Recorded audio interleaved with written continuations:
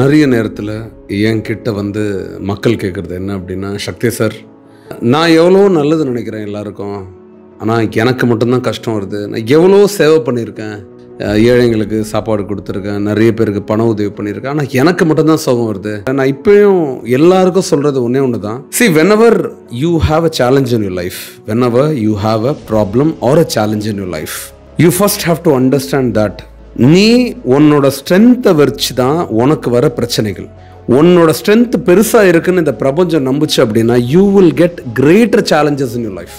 உனக்கு சேலஞ்சஸ் வந்து அதிகம் பெருசாக இருக்குது அப்படின்னா நீ அதுக்கான எலிஜிபிள் பர்சன் அப்படின்றது தான் இந்த பிரபஞ்சம் நினைக்குது.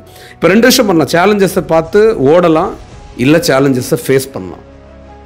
சரி, இப்போ நான் நல்லது பண்ணுறேன், எனக்கு அதனால் நல்லது நடக்கணும் அப்படின்னு தான் இருக்கான்னு நான் இப்போயே சொல்கிறேன். யார் யாருக்கெல்லாம் இன்றைக்கி தர்மம் செய்கிறதுக்கான ஆப்பர்ச்சுனிட்டி கிடச்சிருக்கோ, நீங்கள் எங்கேயோ சாப்பாடு கொடுக்கறதுக்கு வாய்ப்பு கிடச்சிருக்கு, யாருக்கோ படிப்புக்கு உதவி பண்ணுறதுக்கான வாய்ப்பு கிடச்சிருக்கு, யாருக்கோ பண உதவி பண்ணுறதுக்கான வாய்ப்பு கிடச்சிருக்கு, உங்களுக்கு எங்கேயோ ஒரு இடத்துல உதவி செய்கிறதுக்குன்னு வாய்ப்பு கிடச்சிருக்குன்னா அதுவே நீங்கள் தர்மமான பர்சன்றதுக்கான ஒரு அடையாளம். உங்களுக்கு கிடைக்கிற ஹாப்பினஸ்ஸே நல்லது செய்கிற ஆப்பர்ச்சுனிட்டி தான். இப்போ நான் நல்லது செஞ்சது பிறகு எனக்கு ஹாப்பினஸ் வரும் அப்படின்ற எண்ணத்தில் நீங்கள் செஞ்சீங்க அப்படின்னா நீங்கள் நல்லதை ப்ராப்பராக செய்யலைன்னு அர்த்தங்க. நல்லது நான் செய்கிறேன், அதுவே எனக்கு பெரிய சந்தோஷம் நீங்கள் நம்பிட்டீங்க அப்படின்னா அதுதான் உலகத்திலே best mind set and the thought process நான் நினைக்கிறேன்.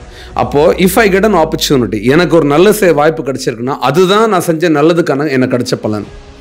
எல்லாருக்கும் நல்லது செய்கிற வாய்ப்பு இந்த பிரபஞ்சம் கொடுக்காது. உன் உள்ளம் உயர்ந்திருந்தால் மட்டும்தான் உன் மூலமாக நல்லது செய்ய வைக்கும். நீ யாரோ 4 வயசானவங்களுக்கு உதவி பண்ணாலும் ஓகே, ஒருத்தருக்கு உதவி பண்ணாலும் ஓகே, பண உதவியோ காசு உதவியோ பொருள் உதவி இது மட்டும் இல்லை, நல்ல எண்ணத்தால் கூட 4 பேருக்கு நீ உன்னோட ஒரு 2-3 அட்வைஸ் கொடுக்குற, இல்லை யாருக்கோ கிளாஸ் எடுக்கிற, ஃப்ரீயாக ஒரு டியூஷன் எடுக்கிற ஒரு கிளாஸ், அதுவும் தர்மம் தான். த ஃபர்ஸ்ட் திங், இன்னிலேருந்து ஒரு விஷயத்தை முடிவு பண்ணிக்க. நான் நல்லது பண்ண நல்லது நடக்கும்னு யாராவது சொன்னாங்கன்னா அது இதோடு மறந்துடுங்க. அந்த கான்செப்ட் உங்கள் மைண்ட்லேருந்து. நான் நல்லது பண்ணுறதே, நான் இவ்வளோ நாள் எனக்கு நல்லது பண்ணுறதுக்கான வாய்ப்பு எனக்கு கிடைச்சதே நான் இவ்வளோ நாள் நல்லது பண்ணதால தான்.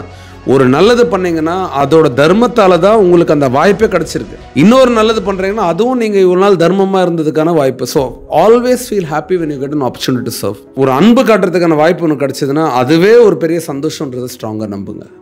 தேங்க்யூ.